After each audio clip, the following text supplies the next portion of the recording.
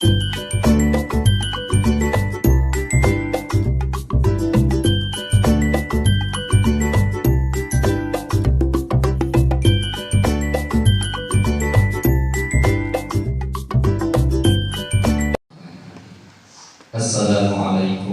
warahmatullahi wabarakatuh. Waalaikumsalam warahmatullahi wabarakatuh.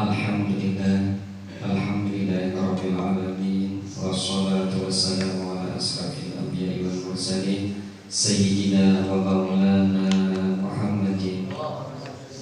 Allahumma shalli wa sallim ala sayyidina Muhammadin wa bi rahmatillah adada ma fi ilmillah salatan wa salaman daimin bi dawami mulkillah wa ala alihi wa sahbihi wa man wala. Syukur alhamdulillah di kesempatan pagi menjelang siang ini kita masih diberikan Allah kesehatan, kesempatan sehingga kita bisa kembali berkumpul dengan para habaib, para zuriyah keturunan baginda Rasulullah SAW. Wabil khusus guru kita bersama Al-Habib Habib Naufal Al-Kaf, yang mana beliau sekitar 2015 pernah ke pondok kita Darussalam.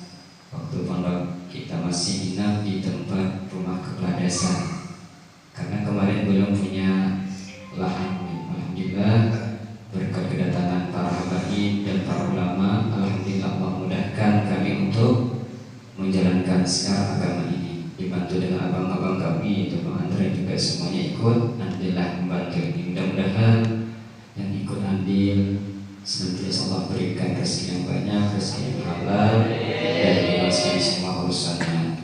Seterusnya yang sama kami hormati para habaib yang mana belum sempat kenalan, mudah-mudahan tidak mengurangi rasa ta'zim kami kepada para habaib semua. Ya, mudah-mudahan dengan pertemuan ini, silaturahmi ini senantiasa memberikan tambah cinta kita kepada baginda kita Rasulullah SAW. Ulama berkata, aku lebih suka bertemu dengan zuriyah Rasulullah ketimbang dengan keluargaku. Itu perkataan orang-orang yang senantiasa cintanya kepada keturunan baginda Rasulullah SAW. Maka ada seorang ulama juga berkata, kalau sehari tidak ketemu para habaib, katanya itu ya sakit. Kalau bahasa kita di sini garing, ya sakit. Maka saking cintanya orang alim itu rindu dengan para keturunan zuriyah baginda Rasulullah SAW.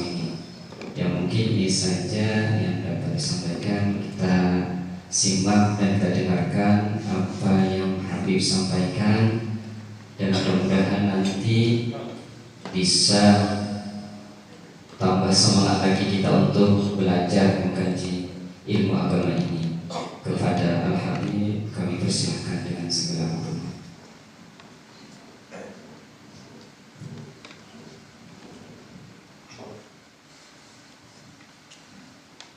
Assalamualaikum warahmatullahi wabarakatuh. Waalaikumsalam warahmatullahi wabarakatuh. Alhamdulillah wassalatu wassalam ala sayyidina Rasulillah Muhammad ibn Abdullah wa ala alihi wa sahbihi wa wala, la hawla wa la quwwata illa billah. Ma ba'd. Allahumma shalli wa sallim ala sayyidina Muhammad al-Fatih lima ulid wal khatim lima sabaq nasril haq bil haq wal hadi ila siratikal mustaqim wa ala alihi wa sahbihi haqqa qadrihi wa miqdaril azim. Amma ba'd. Alhamdulillah yang kita cintai para habaib, ada bersama saya Habib Abu Bakar bin Syekh Barakbah dari kota Palembang, wal Habib Faik bin Syahab dari kota Palembang, dan para ashab kita dari pemilihan kota Satrijal dan Andre semuanya. Tekno juga yang kita cintai dan kita muliakan guru kita bersama Al-Ustaz Guru Syafi'i, semoga beliau panjang umur, sehat walafiat, pimpinan daripada Pondok Pesantren Darul Islah, dan para tulab, para anak-anak didik, para bapak-bapak semuanya yang hadir. Mudah-mudahan selalu mendapatkan limpahan rahmat karunia daripada Allah Subhanahu wa taala.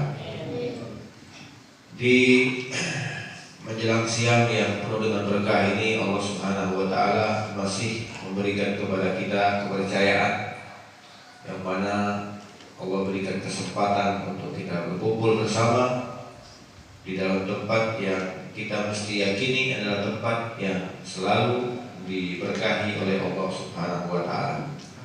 Karena tempat ini kita belajar, dan tempat ini juga termasuk adalah salah satu daripada peninggalan junjungan kita Nabi besar Muhammad SAW.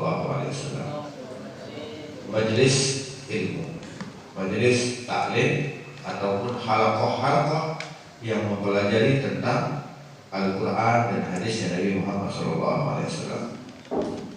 Sebagaimana pernah diceritakan, ketika wafatnya Nabi Muhammad SAW, umat Islam pecah. Waktu itu umat Islam mereka terlena dengan urusan-urusan dunia, bukan urusan akhirat. Ada yang munafik, ada yang tetap bertahan. Bahkan ketika wafatnya Nabi itu ada yang tidak sanggup tinggal di kota Madinah. Seperti Sayyidina Bilal bin Rabah, tidak sanggup. Kenapa? Karena kecintaan, mahabbah, ta'alluqnya kepada Nabi itu luar biasa. Jadi nggak bisa pisah. Sampai-sampai di akhir hayatnya, waktu dia mau meninggal, semua keluarganya mengatakan, alangkah sedihnya. Apa jawaban Sayyidina Bilal waktu nazar, waktu mau mati? Wa farhata, alangkah bahagianya. Kalau kita mau nazar kan sakit, Allah ya. Jadi Sayyidina Bilal, wa farhata, alangkah senangnya. Besok aku akan bertemu Nabi Muhammad SAW. Nah, itu namanya ta'alluq cinta. Kemanapun mereka melangkah, seakan-akan mereka itu bersama Nabi. Nah, ini diceritakan bahwasanya ketika wafatnya Nabi itu umat Islam pecah waktu itu ya. Maksudnya pecah apa ya? Mereka nggak sanggup tinggal bersama, dan mereka juga ada yang sebagian munafik, ada yang sebagian juga mereka lupa kepada urusan-urusan akhirat. Mereka lebih sibuk di pasar. Kalau zaman sekarang mungkin di mall ya, di pasar-pasar besar. Maka dalam kesempatan itu Sayyidina Abi Hurairah melihat umat Islam ini masjid sudah mulai sepi, gak ramai lagi, halaqah sudah mulai hancur, sudah mulai sedikit. Maka beliau mencari kemana umat Islam. Ternyata mereka kumpul di pasar. Maka masuklah Abi Hurairah ke pasar, dipanggil orang, hai min ahli suq, hai orang-orang yang berada di pasar, ketahuilah bahwasanya di masjid-masjid sedang dibagikan harta-harta warisan Nabi Muhammad SAW. Jadi kata Sayyidina Abi Hurairah, di masjid lagi dibagikan harta. Harta apa? Warisan Nabi Muhammad SAW. Dikasih cerita orang-orang pasar. Mulai dikatakan mungkin pasarannya lagi sepi, dagangannya mulai sedikit untuk mendengar ada harta warisan dibagikan. Oh, mereka condong, mereka tinggalkan pasar. Mereka berbondong-bondong menuju masjid. Sampai di masjid, saya mau nanya nih, orang kalau ke masjid ya, mau ngapain? Sholat, apa lagi? Ibadah, apa lagi? Majelis ya. Tapi zaman sekarang ada lagi orang kalau ke masjid numpang ngecas. Ada ya? Baterainya robek, dia mau ngecas, dia ada masjid, ke masjid kirain mau sholat, dia numpang ngecas. Ada juga yang ke masjid ya, mungkin rest area doang, ya macam-macam. Ada lagi yang ke masjid mau maling. Nah, jadi banyak. Jadi nggak semua orang ke masjid itu orang baik ya. Tergantung niatnya masing-masing. Tapi rata-rata hampir semua pada umumnya ketika mereka masuk ke masjid ya pasti tujuannya mau ibadah. Orang-orang pasar ketika itu mereka masuk masjid, mereka cari mana kata Abi Hurairah sedang dibagikan harta. Ini mana hartanya?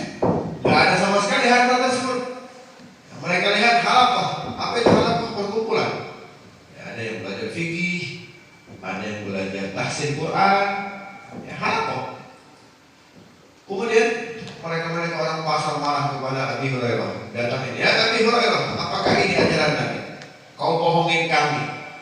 Kau katakan di masjid sedang dibagi-bagikan harta warisan Nabi Muhammad, sementara kami setelah kami ke masjid tidak ada harta tersebut. Maka marah Abi Hurairah. Apa yang kalian lihat di masjid? Kami melihat halaqah, perkumpulan orang-orang yang sedang belajar. Maka beliau mengatakan, itulah harta warisan Nabi Muhammad SAW. Majelis-majelis taklim, pondok-pondok pesantren, majelis-majelis ilmu, itulah harta warisan Nabi Muhammad SAW. Siapa yang ingin mendapatkan harta tersebut harus mengambilnya di mana? Di pesantren ataupun di majelis-majelis ilmu. Siapa yang mengatakan dia dekat kepada Nabi, dia mesti mengambil harta tersebut. Agar apa? Agar dia akan diselamatkan oleh Allah Subhanahu. Maka beruntunglah kalian yang berada di majelis taklim, yang berada di pondok-pondok pesantren. Kenapa? Karena termasuk orang-orang yang mengambil daripada harta warisan Nabi Muhammad SAW. Alhamdulillah. Maka pesan saya kepada tulab, para pelajar, kalau ada tamu-tamu yang datang memberikan pencerahan, datang waktu, ya, siapkan pena sama buku, catat. Tanggalnya juga jangan lupa, harinya, jamnya.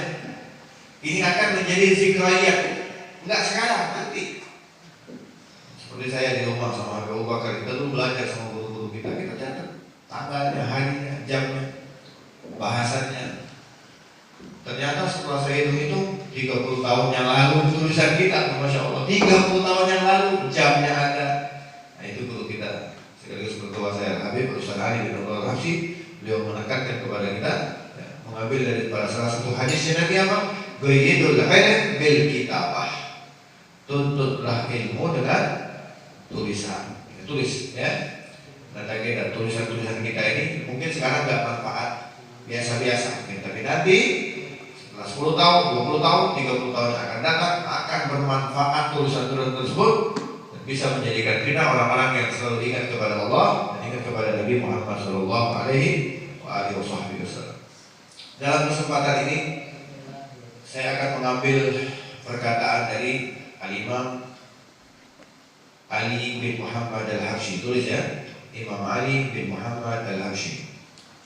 Siapa beliau? Beliau adalah sosok ulama yang luar biasa, yang cintanya kepada Nabi Muhammad dibuktikan dengan tulisan-tulisan karya-karya beliau.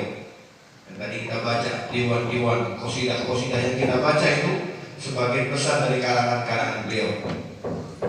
Di antaranya yang terkenal adalah Simtud Durar, ya, Maulid Habsyi, Simtud Durar, Imam Ali bin Muhammad Al-Habsyi di Seoul, Hadramaut. Beliau adalah salah satu ulama yang bukan hanya besar saja, tapi beliau juga ulama yang karismatik, yang sangat tinggi kecintaannya kepada Nabi Muhammad. Bukan berarti beliau tidak mau mengarang kitab-kitab yang lain, tidak. Jangan ditanya tentang keilmuannya. Dan ternyata buktinya apa? Tulisan beliau itu dibaca sampai sekarang. Bukan hanya kita, seluruh dunia. Mulai dari Jazirah Arab sampai Eropa, Barat, ya, semuanya mereka membaca tulisan-tulisan beliau sampai sekarang. Bahkan kalau kita lihat di Sumatera, di Kalimantan itu seakan-akan wajib. Acara apa aja baca Habsyi, seakan-akan wajib. Padahal itu hanya tulisan-tulisan beliau. Ini menandakan bahwasanya tulisan beliau ini diridhoi oleh Allah Subhanahu wa Ta'ala. Coba kita belajar, tulis coba. Kalian nih di pondok nih, coba kalian mengarang satu karangan. Gak usah banyak-banyak lah, 3 lembar aja. Terus pertanyaannya, ada nggak yang mau bacain karangan kita? Kadang-kadang kita punya kawan aja ngeremehin ya, betul nggak? Tulisan apa itu? Paling juga kau nyontek di kitab ini kan begitu. Artinya apa? Orang-orang kayak kita mau ngarang sebanyak apapun belum tentu ada yang mau baca. Ini menunjukkan bahwasanya Al-Habib Ali satu dunia. Berarti beliau ini adalah orang-orang yang ciri-cirinya dan dicintai oleh Allah dan dicintai oleh Nabi Muhammad SAW. Bahkan ketika kita belajar datang dulu ke salah satu cucunya beliau, Al-Habib Anis bin Alawi bin Ali Al-Habsyi, kita datang di Allah waktu itu setelah wafat, sebelum beliau meninggal dunia. Masya Allah, kita dapatkan sesuatu yang indah. Ya, wena Habib, menjaga minkum. Apa jawaban beliau? Tidak lega mau Simtud Durar, kata beliau. Perhatikan, kalau mau baca mau Simtud Durar, La tuqattih. Jangan kau potong-potong. Jangan kau ringkas-ringkas. Jangan kau singkat-singkat. Lihat katanya, karena Habib Ali ma yarda. Karena Habib Ali tidak akan ridho orang yang baca maulid karangan beliau itu disingkat-singkat. Itu kan kita kebanyakan sekarang singkat-singkat semua ya. Ambil pasal-pasal tertentu kemudian menghayal dia, gitu ya. Nah, karena itu usahakan kalau mau baca maulid itu doang, perlu dibaca. Agar apa? Agar beliau ridho. Kata beliau, kata Habib Ali bukan kata saya. Habib Ali mengatakan siapa yang baca maulid ini dari awal sampai akhir doa itu Rasulullah bukan hadir bagi Muhammad. Tapi kalau kita bacanya diringkas, kalau Habib Ali yang nggak ridho, bagaimana Rasulullah mau hadir? Nah, maka dari itu ayo kita belajar ya, menghargai hasil karya orang lain dengan tidak memotong-potong atau meringkas-ringkas bacaan tersebut. Dalam kesempatan ini saya mengambil apa yang dikatakan oleh beliau. Kata beliau, ada 3 amaliyah salafun saleh. Tulis ya, ada 3 amaliyah salafun saleh. Yang mana 3 amal ini kalau kalian lakukan, kalian amalkan, maka akan senang. Sebab 3 amal ini tidak pernah dilepas oleh salafun saleh. Bahkan dipakai mereka sebagai pakaian sehari-hari mereka. Apa 3 amal ini? Yang pertama, Dr. Wahid tulis 1 ya. Kata beliau, ilmu. Ini yang penting, ilmu. Ini yang pertama. Belajar menuntut ilmu, mengkaji ilmu. Dan itu adanya di mana? Di majelis-majelis ilmu, atau yang lebih khususnya lagi di pesantren ya. Alhamdulillah. Apa untungnya? Banyak. Di antaranya apa? Nabi yang mengatakan, Talabul ilm sa'ah. Talabul ilm sa'ah, kata Nabi. Belajar ilmu 1 jam atau sesaat. Kita belajar, sekali belajar. Khairun min qiyamul lail. Lebih baik daripada kita bangun malam ibadah sama Allah. Bangun malam itu capek kan? Susah kan? Tapi kalau mau pipis, mau kencing, enggak kan? Iya kan? Terpaksa bangunnya kan? Walaupun matanya masih merem, kamar mandi terpaksa pengen pipis. Habis dari situ ibadah agak tidur lagi gitu ya.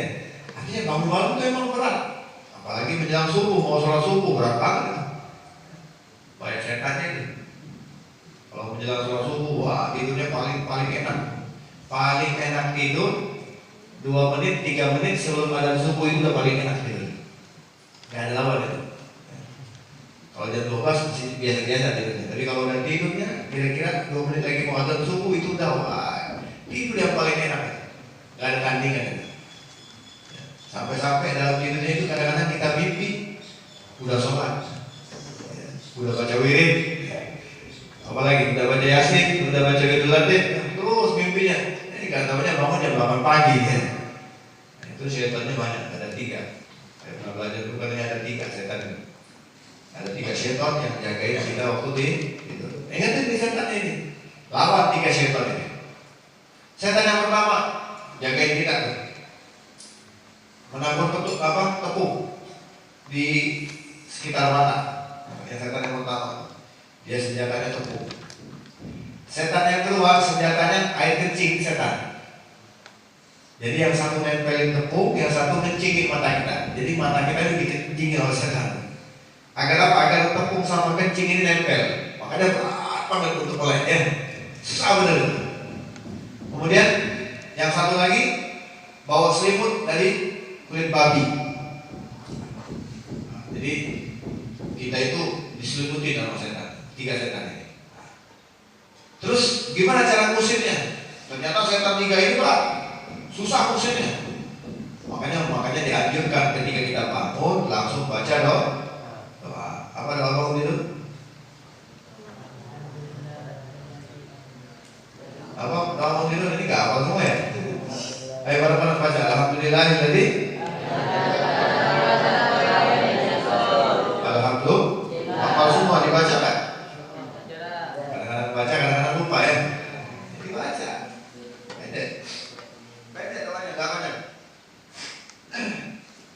pendek sekali doanya. Ternyata kita baca doa tidur itu, doa bangun tidur itu lari setannya. Tapi nggak semua, satu doang yang lari. Masih ada dua yang bertahan, yang satu mental gara-gara doa tadi. Jadi masih ada berapa? Dua setan. Terus kemudian kita paksa bangun, lagi yang satu. Tinggal berapa?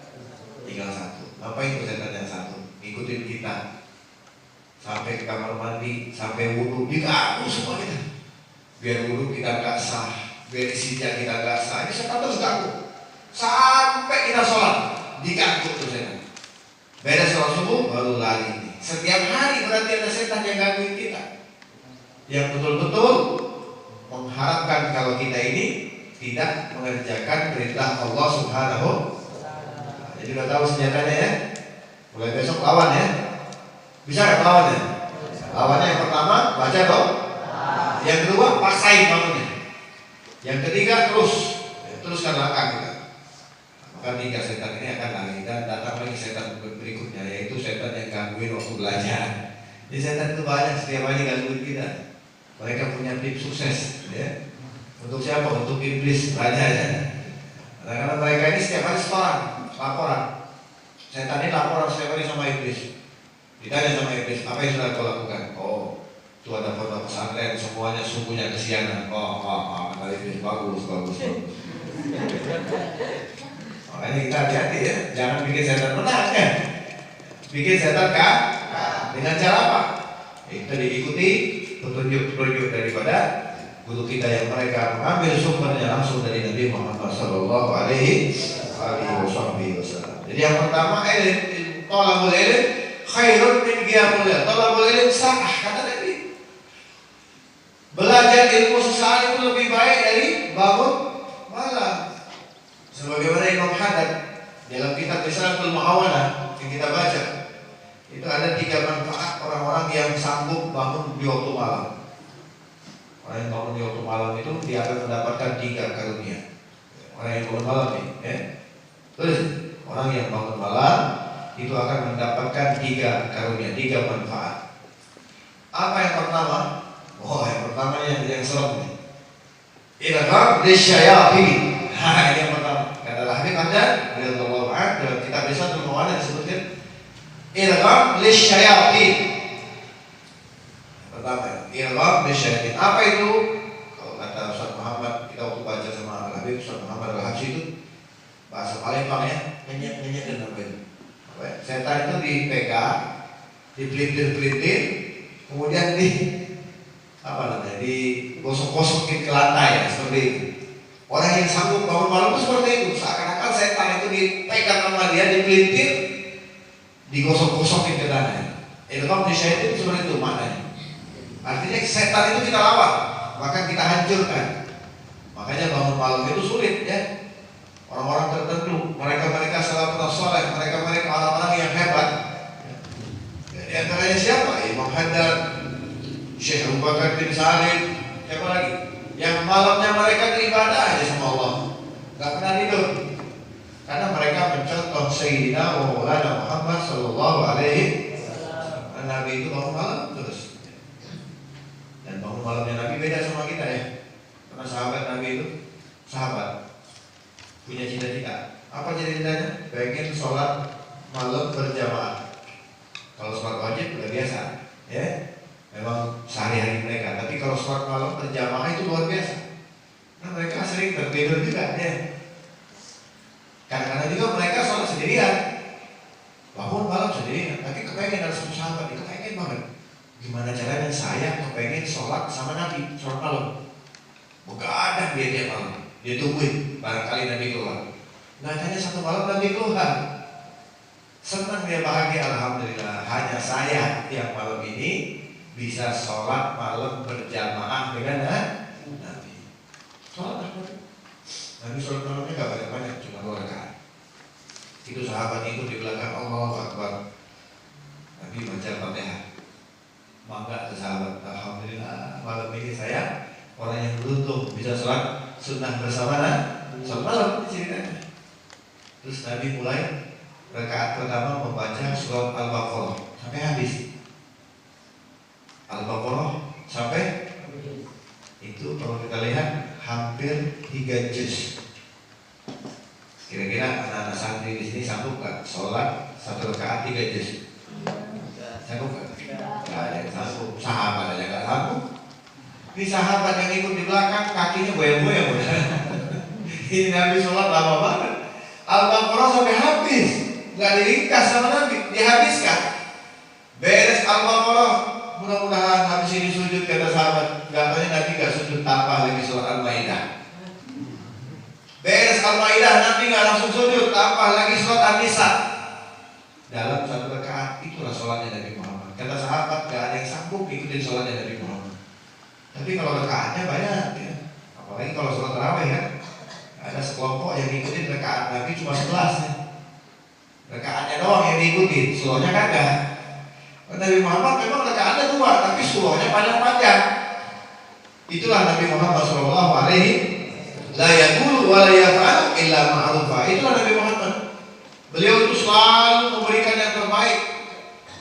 Dulu sholat malam, lebih dulu Nabi sholat malam, dan gak ada yang sanggup mengikuti sholat malam, dia termasuk para sahabat. Dulu sedekah, Nabi terlebih dahulu sedekah, gak ada yang sanggup ngikutin sedekahnya Nabi Muhammad. Nabi Muhammad itu kalau sedekah gak tanggung-tanggung. Satu rumah itu ada 100 ontak dibagikan sama Nabi. Ada yang 1000 kambing. Itu Nabi kalau sedekah begitu. Bahkan ada salah satu simpatisan Islam sebelum dia masuk Islam.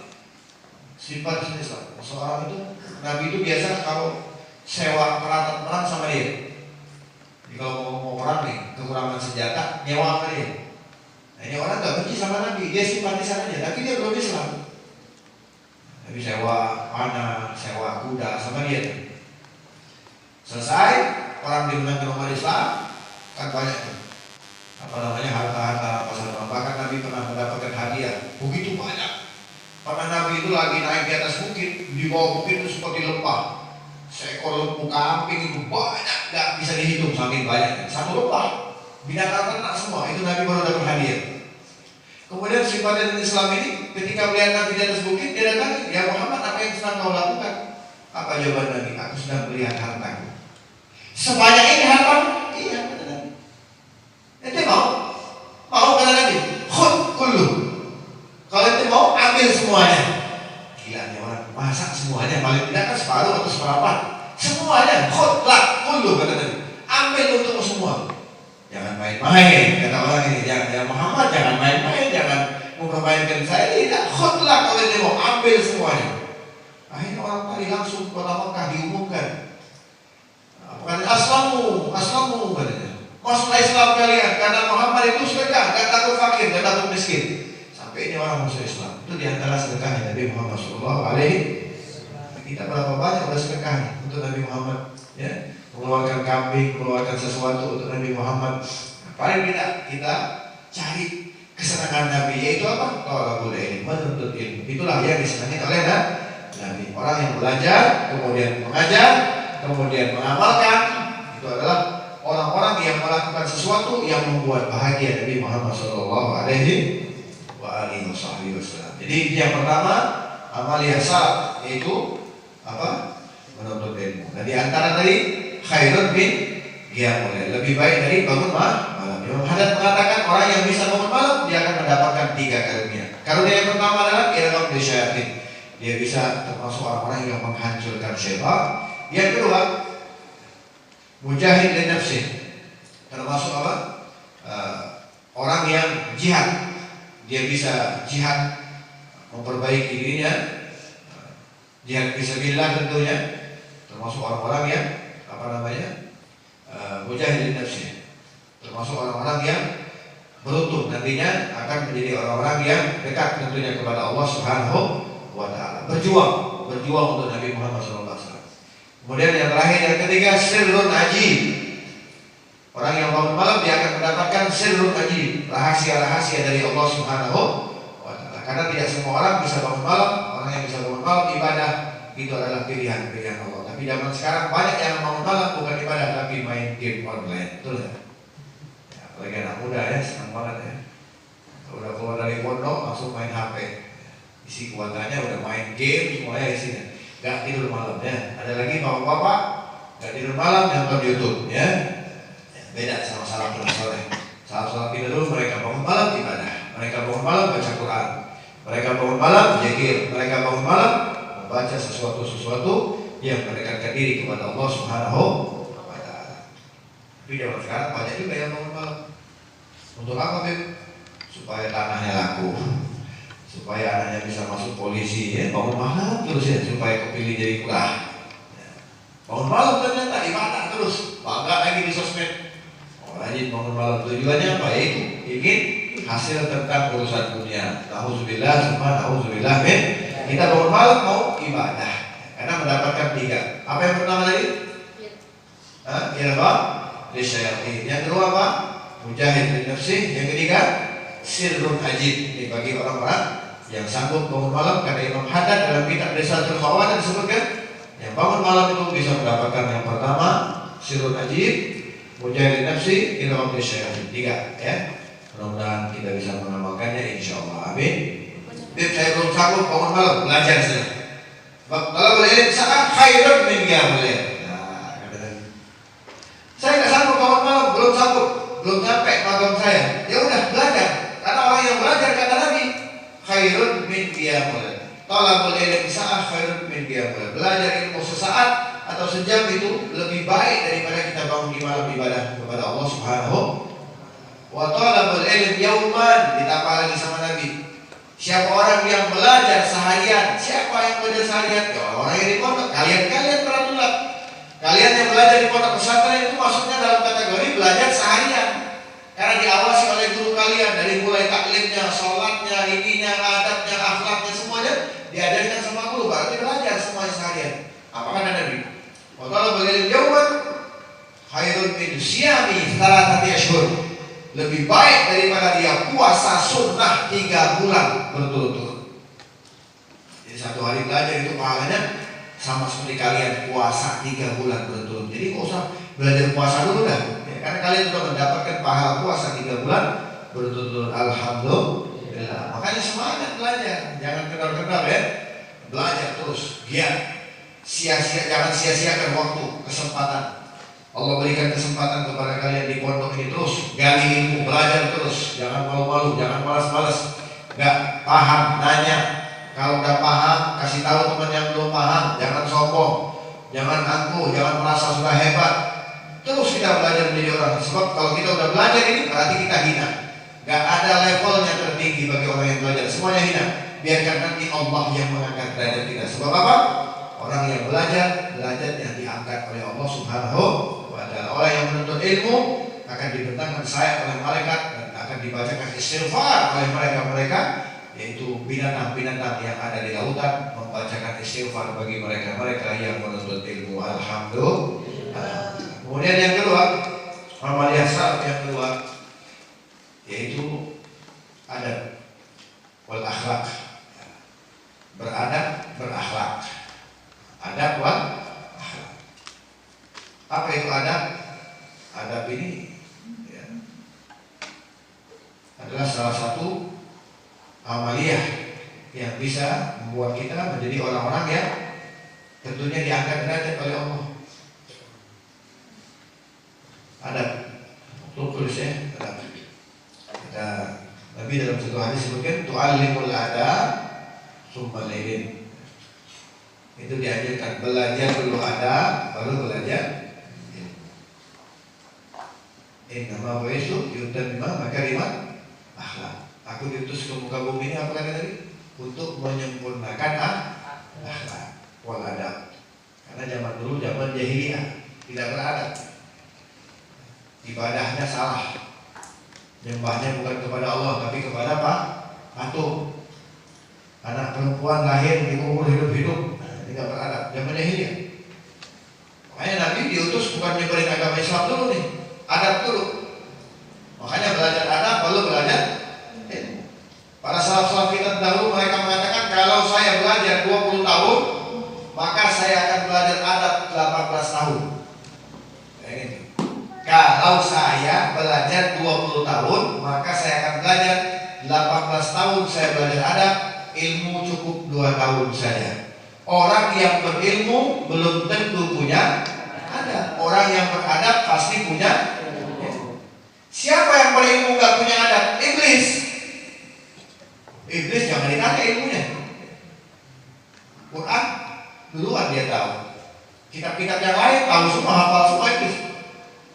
Orang mati bisa dihidupin sama iblis. Kira-kira ada nggak? Ya. Manusia nih di bumi ini yang bisa hidupin orang mati ada? Ada. Orang udah mati dihidupin lagi, dimatiin lagi, dihidupin lagi. Iblis bisa. Saking hebatnya, saking berilmunya iblis. Allah yang berikan. Tapi satu dia nggak punya apa? Adab.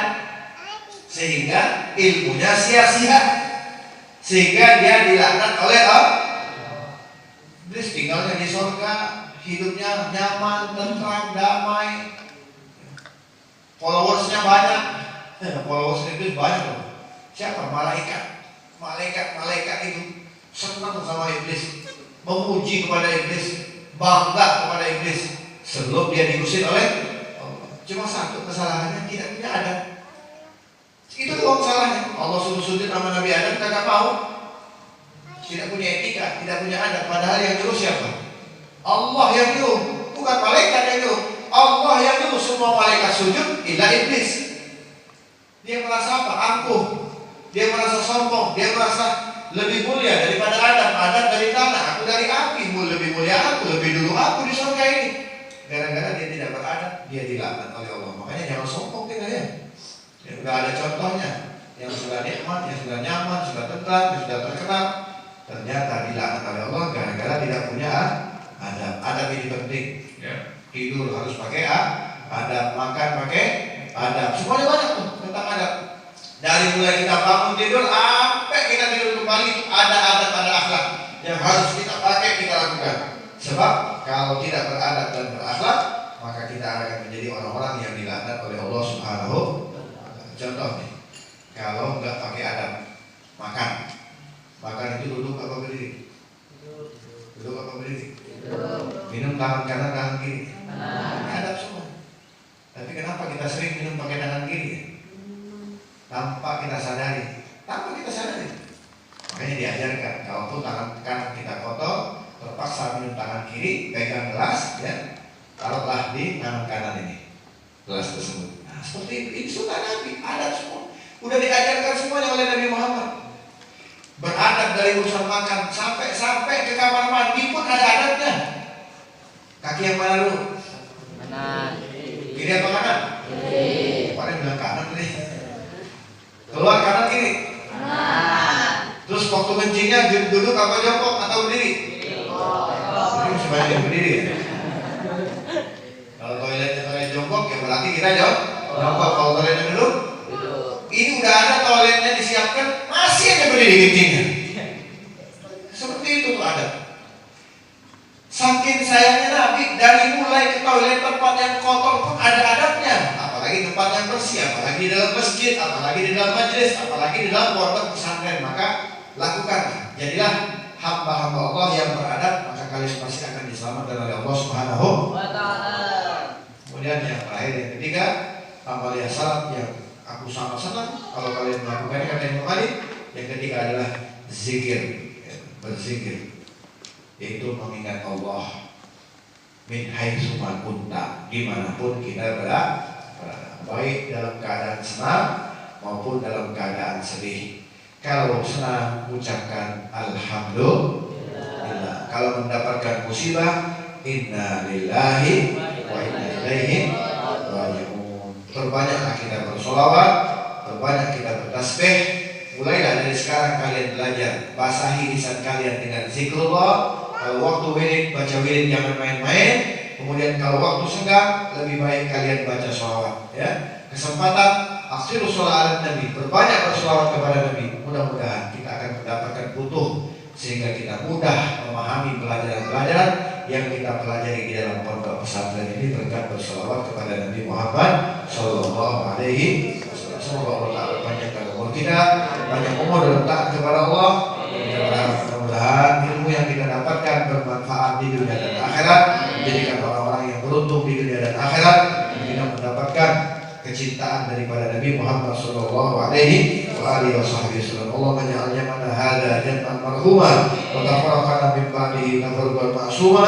ربنا آتنا في الدنيا حسنة وفي الآخرة حسنة وقنا عذاب النار وادخلنا الجنة مع الأبرار يا عزيز يا غفار يا رب العالمين. وصلى الله على سيدنا Muhammad wa ala alihi wasallam. Walhamdulillahi rabbil alamin. Kita tutup dengan talqin zikir yang akan dipimpin oleh Habib Abu Bakar bin Syekh Barakatuh alaihi. Falyatafaddal mashkur. Wala Rasulullah sallallahu alaihi wasallam afdalul ma kuntu an nabiyina min qabli la ilaha illallah.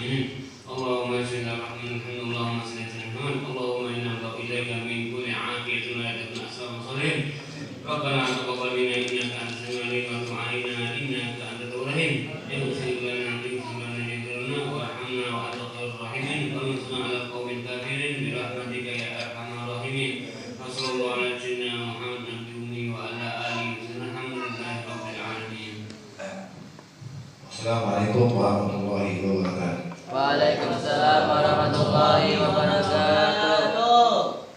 Terima kasih kami ucapkan kepada Habib yang telah memberikan motivasi atau semangat bagi kita. Mudah-mudahan apa yang beliau sampaikan itu senantiasa kita amalkan, khusus bagi kita sebagai santri. Mudah-mudahan beliau senantiasa memberikan banyak umur, diberikan rezekinya dan di perjalanan nanti diselamatkan sampai pulang nanti. Amin. Allahumma amin.